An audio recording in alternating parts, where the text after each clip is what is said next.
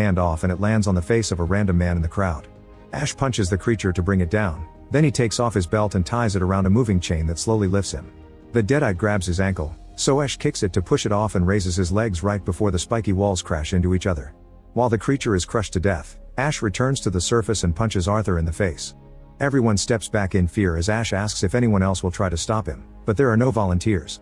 Then Ash forces the knights to let the prisoners go, and Henry and his men get to run away by stealing some horses. A furious Arthur grabs his sword and challenges Ash to a duel, but Ash gets his shotgun back and breaks Arthur's sword with a single shot.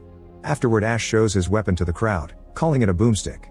He's about to threaten everyone but interrupts himself when he sees a deadite climbing out of the pit.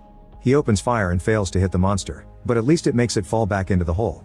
Everyone is impressed by his skill and now sees him as a hero, so Ash asks for help to go home. Moments later, Ash is enjoying the food and maids in the castle. Sheila apologizes for how she treated him, but Ash isn't interested in hearing her out. At that moment, the wise man comes to tell Ash that he did some research and the only spell that can send him back is on the Necronomicon, which they failed to retrieve for the war. Ash gets angry because he doesn't want to wait until they find it.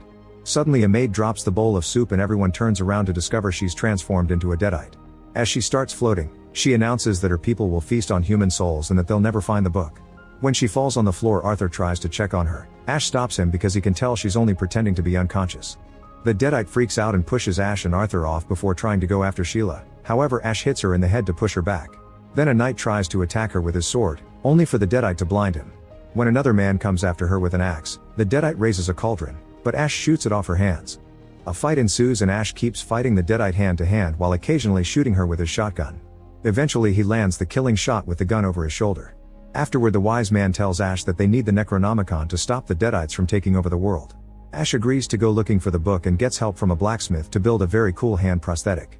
While he's doing the last tinkering, Sheila comes to chat with him, saying that the wise man calls Ash the chosen one and that he'll free the land from the deadites. Ash says he's only helping to go home, but Sheila stays positive and gives him a gift, saying she'll be praying for him. When Ash is rude to her again, Sheila slaps him and tries to leave. Ash immediately stops her and kisses her. The next morning, Ash leaves the castle with the wise man and some knights. Eventually they make it to a specific road that will take Ash to a cemetery where the Necronomicon supposedly awaits. The wise man explains that to retrieve the book from its cradle 3 words must be recited, and Ash learns them before leaving alone. When Ash reaches the forest, his horse starts acting weird. Ash can also hear something dangerous in the woods, so he makes the horse take a different path.